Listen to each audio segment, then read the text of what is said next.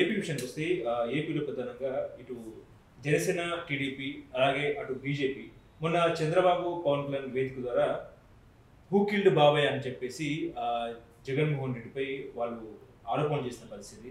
ఇప్పుడు సోషల్ మీడియాలో కూడా హూ కిల్డ్ బాబాయ్ అనే ట్యాగ్ లైన్తో సోషల్ మీడియాలో విపరీతంగా వైరల్ అవుతున్న పరిస్థితి. ఎట్లా చూస్తారండి ఈ కామెంట్ని? అవును, సమాధానం చెప్పాలి కదా. ఎవరు చెప్పాలి? జగన్మోహన్ రెడ్డి సమాధానం చెప్పాలి. ఎందుకు జగన్మోహన్ రెడ్డి సమాధానం చెప్పాలి అంటే, ఆ రోజు ఎప్పుడైతే వివేకానంద రెడ్డి హత్య జరిగిన వెంటనే వీళ్ళు అపరాధ పరిశోధక బృందంలాగా మొదటేమో గుండెపోటుతో చనిపోయాడని చెప్పి, తర్వాత మధ్యాహ్నానికి ప్లేట్ ఫిరాయించి, ఎప్పుడైతే అది గొడ్డల వేడితోటి హత్య, అది సహజ మరణం కాదు, గుండెపోటు మరణం కాదు అనేది ఒక క్లారిటీ వచ్చేసిన తర్వాత ఏ విధంగా వాళ్ళు ప్రెస్ ముందు ఇలా జరిగింది, ఇలా జరిగింది, ఇలా జరిగింది అని జగన్మోహన్ రెడ్డి అంచెలంచెలుగా వివరించడం చూస్తే కనుక, ఆయన ఏదో ఒక సీసీటీవీ ఫుటేజ్లో చూసినట్లుగా మాట్లాడారు.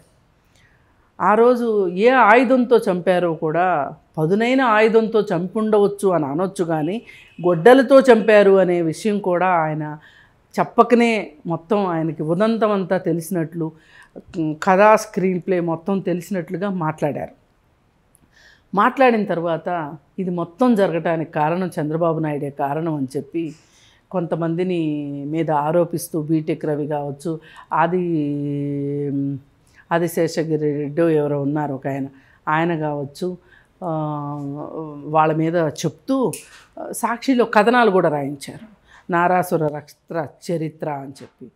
మరి ఇవన్నీ చేసిన తర్వాత కొన్ని రోజుల పాటు అసలు ఇది పూర్తిగా కోల్డ్ స్టోరేజ్లోకి వెళ్ళిపోయిన తర్వాత, అసలు జగన్మోహన్ రెడ్డి ఏమీ పట్టించుకోడు అనేది సునీతారెడ్డికి అర్థమైన తర్వాత, సునీతారెడ్డి పదే పదే దీని గురించి అడుగుతుంటే సునీతారెడ్డికి రాయబారం పంపటం కావచ్చు, ఎవరితో, సజ్జల రామకృష్ణారెడ్డి వాళ్ళతోటి వచ్చి ఆమెని తెలుగుదేశం వారే చేశారు అని చెప్పమని చెప్పటము, ఇవన్నీ వరుసగా జరిగిన విషయాలను బట్టి సునీతారెడ్డికి ఒకటి అర్థమైంది.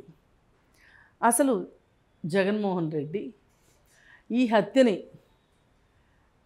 ఎలా జరిగింది ఏంటి అనేది అధికారంలోకి వచ్చిన తర్వాత కూడా ఛేదించడానికి పోలీసులకి ఏమాత్రము ఆదేశాలు జారీ చేయలేదని, దానిని అలానే వదిలేసి కేవలం అప్పుడు ఎన్నికల కోసం వాడుకున్నాడు, పైగా తెలుగుదేశం వాళ్ళ మీద చెప్పమని చెప్తున్నాడు అనేది ఆ అమ్మాయికి అర్థమైన తర్వాత, ఇంకా ఇలా కాదు, నేను చేతులు ముడుచుకుని కూర్చుంటే కాదు అని చెప్పి అతన్ని ఎన్నోసార్లు ప్రాధేయపడినప్పటికీ కూడా, సీమలో ఇవన్నీ మామూలే కదమ్మా అని ఆమెను ఊరడించడం జగన్మోహన్ రెడ్డి, ఇవన్నీ చూసుకున్న తర్వాత ఇంకా ఆమె సిబిఐని అప్రోచ్ అవ్వటము, సిబిఐ సీరియస్గా ముందడుగు వేయటము, ఇదంతా జరిగింది. ఇదంతా అందరికీ తెలిసిన విషయమే. సిబిఐ ఎప్పుడైతే ముందడుగు వేసి విచారణకి సిద్ధమయ్యి ఏం జరిగి ఉంటుంది, ఎలా జరిగి ఉంటుంది అని వాళ్ళ ట్రయల్ బేసిస్ మీద వాళ్ళు అనుమానితుల్ని అందరినీ అరెస్ట్ చేయటం కావచ్చు, తీగలాగి డొంక కదిల్చారు వాళ్ళు. అప్పుడు వీళ్ళకి సునీతారెడ్డి విషయం కొరుగుడు పడకుండా తయారు కావటం, ఎవరికి, జగన్మోహన్ రెడ్డి వాళ్ళకి.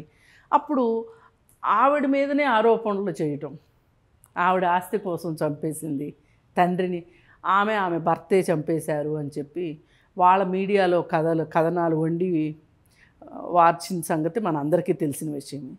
ఇప్పుడు యాతావాత అసలు ఆమె నిందితురాలుగా చేర్చాలి అనే ఒక ప్రయత్నం జరగటము, తరువాత సిబిఐ అవినాష్ రెడ్డిని కూడా అనుమానించిన తర్వాత వాళ్ళ కాల్ లిస్ట్ తీయడము, ఎవరైతే ఉన్నారో వాళ్ళని మొత్తం మాట్లాడటము, దస్తగిరిని అరెస్ట్ చేయటము, దస్తగిరి వాంగ్మూలం తీసుకోవటము, అలాగే అతను అప్రూవర్గా మారటము, ఇవన్నీ జరిగిన తర్వాత ఈ మొత్తం సారాంశంలో ఆమెకు అర్థం కాని విషయం, అర్థమైనా కానీ మాట్లాడలేని విషయం, అప్పుడు మాట్లాడలేని విషయం ఏంటి అంటే, ఈ మొత్తానికి సూత్రధారి పాత్రధారి అవినాష్ రెడ్డి భారతీరెడ్డి అని ఆమె ఒక అంచనాకు వచ్చేసి ఆ అనుమానాలను కూడా సిబిఐ ముందు ఉంచింది ఆవిడ. ఉంచితే భారతీరెడ్డి మీదకైతే సిబిఐ దూకుడుగా రాలేదు, కానీ అవినాష్ రెడ్డి మీదకి వచ్చి అబాస్ పాలైంది.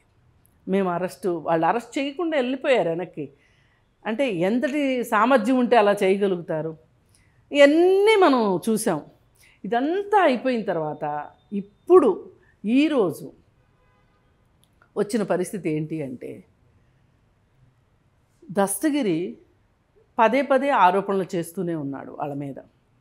సాక్షాత్తు కడప జైలుకి వచ్చి కూడా శివశంకర్ రెడ్డి కొడుకు చైతన్యారెడ్డి నన్ను బెదిరించాడు, పైగా 20 కోట్లు లంచం ఇస్తాను, మళ్ళీ ఇచ్చిన వాంగ్మూలాన్ని మార్చుకోమని చెప్పాడు. ఇవన్నీ మనం విన్నాం. నిన్న సునీతారెడ్డి అక్కడికి వెళ్ళడం, ఢిల్లీకి వెళ్ళి ప్రెస్ మీట్ పెట్టడం, దీనికంటే ముందు సిబిఐ వాళ్ళు షర్మిలారెడ్డి దగ్గర కూడా వాంగ్మూలం తీసుకున్నారు. వీళ్ళు ప్రచారం చేసింది ఏంటంటే ఇది డబ్బు కోసం జరిగిన హత్య అన్నారు. కాదు, ఆవిడ అధికారం కోసం చేసిన హత్య అని చెప్పింది ఆవిడ. పైగా వివేకానంద రెడ్డికి నాకు ఎంపీ సీట్ ఇస్తే, పాపకి ఎంపీ సీట్ ఇస్తే నేను అడ్డుదప్పుకుంటాను, కానీ అవినాష్ రెడ్డికి ఎంపీ సీట్ ఇస్తానంటే మటుకు నేను ఒప్పుకోను అని చెప్పి ఆయన మారాన్ చేయటం చూసాం మనం. అదే సంగతి ఆమె సిబిఐకి కూడా చెప్పింది. ఒక క్లారిటీ, ఇది రాజకీయంగా ఎంపీ సీటు కోసం జరిగింది. ఆయన కావాలనుకుంటున్న సీటుని ఎవరు తీసుకున్నారు? అవినాష్ రెడ్డి తీసుకున్నాడు. కాబట్టి అవినాష్ రెడ్డి ఇదంతా తన ఎంపీ సీటు కోసమే చేసి అక్కడ ఒక దెబ్బకి 2 పిట్టల్లాగా వాళ్ళకి ఎంపీ సీటు సాధించుకోవటము ఒకటి, రెండోది తెలుగుదేశాన్ని, అధికారంలో ఉన్న తెలుగుదేశాన్ని అబాస్ పాలు చేయటం ఒకటి. ఇవన్నీ ఇలా జరుగుతూ వచ్చిన తర్వాత ఇప్పుడు వ్యూహం సినిమా ఇవాళ రిలీజ్ అయింది. దాంట్లో కూడా ఈ సీన్ గురించి లేదని నేను అనుకుంటున్నా. ఉంటే ఏమని ఇచ్చుకుంటారు? మళ్ళీ నారాసుర చరిత్ర అంటే ప్రజలు నమ్మరు కదా. సరే, ఇప్పుడు నిన్న జరిగిన దానికి వాళ్ళు ఒక దిమ్మరపాటులోనే ఉన్నారు వైసీపీ వర్గాల వాళ్ళు. కానీ సునీత వెనుకల చంద్రబాబు ఉన్నాడు, ఆమె కడప ఎంపీ టికెట్ ఆఫర్ చేశారని చెప్పేసి ఒక చర్చ, నిజమే అంటారా? ఏదైనా జరగవచ్చండి. అసలు ఇప్పుడు టీడీపీ కడప ఎంపీ యాస్పిరెంట్గా కాదండి, తప్పేంటి చెప్పండి. ఇప్పుడు ఆమె వైసీపీలో లేనందుకు ఆమెదా తప్పు? ఇప్పుడు వాళ్ళ తండ్రిని హత్య చేయకుండా ఒకవేళ చేసిన వాళ్ళని పట్టుకుని ఉంటే గనక ఆమె వైసీపీలోనే చేరేది కదా. ఆమె తెలుగుదేశంలో చేరితే ఎవరికి ఏంటి నష్టం? ఏంటి ఇక్కడ? ఎందుకు చేరకూడదు? అసలు వివేకానంద రెడ్డికి మీరు ఎంపీ సీట్ ఎందుకు ఇవ్వలేదు? అవినాష్ రెడ్డికి బోలెడు వయసు ఉంది, నెమ్మదిగా చేసుకోవచ్చు.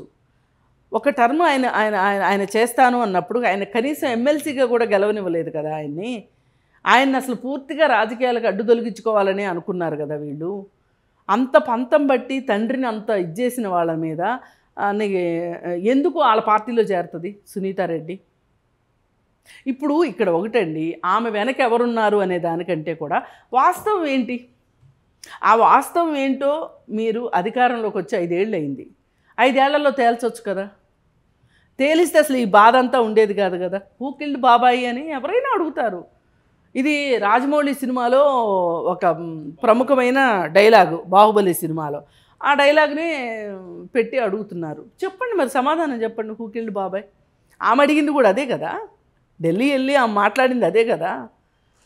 ఓ పక్కన సొంత చెల్లిని ఏడిపిస్తూ, బాబాయ్ కూతుర్ని ఏడిపిస్తూ, తల్లిని ఏడిపిస్తూ ఏం సాధించాడు జగన్మోహన్ రెడ్డి? ఏం సాధించాడంటే ఏం చెప్తారు మీరు? దీనికి మాజీ ఐపీఎస్ ఆఫీసర్ని వాడుకుంటున్నారు, ఐఏఎస్ ఆఫీసర్ని వాడుకుంటున్నారు.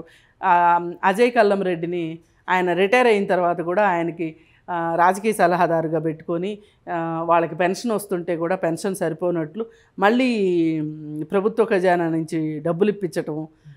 ఎందుకు చేస్తున్నారు మీరు ఇవన్నీ? ఇట్లాంటి విషయాల్లో మీకు అండగా ఉంటారనే కదా ఆయన ఒక వాంగ్మూలం ఇచ్చాడు. ఎన్ని గంటలకి జగన్మోహన్ రెడ్డికి తెలిసింది అనేది అది చాలా కీలకమైన విషయం. మళ్ళీ ఆయన ఏమన్నాడు, 4 మడతేసి లేదు లేదు నేను వాంగ్మూలం కాదు అది ఇచ్చింది, పిచ్చపాటి మాట్లాడాను అని. ఈయనకిలాగా రిటైర్ అయ్యి ఉన్నారా సిబిఐ వాళ్ళు? లేరు కదా. ఈయనకిలాగా రిటైర్ అయ్యి గడ్డి మొక్కలు బీక్కుంటా అయితే కూర్చోలేదు కదా. ఓ పక్కన ఆంధ్రప్రదేశ్ ఖజానా సొమ్ము తింటా. అందుకని ఏది ఏమైనప్పటికీ నేను కూడా అడుగుతున్నా హూ కిల్డ్ బాబాయ్ అని, మీరు కూడా అడుగుతున్నారు హూ కిల్డ్ బాబాయ్ అని. ఈ హూ కిల్డ్ బాబాయ్ అనేది ప్రతి ఓటరు అడగాల్సిన సందర్భం వచ్చింది. ఈరోజు ఎన్నికల ముందు అడగాలి, ప్రతి వాళ్ళు నిలదీయాలి. ఒక హత్య జరిగితే ఖచ్చితంగా ఆయుధమే. అసలు ప్రతిపక్షాలకు ఆయుధాలు ఎక్కడి నుంచి వస్తాయి? అధికార పార్టీలో తప్పులే కదా ప్రతిపక్షాలకి ఆయుధాలు. పైగా ప్రజల ఆకాంక్షలు కూడా ఆయుధాలే అవుతాయి.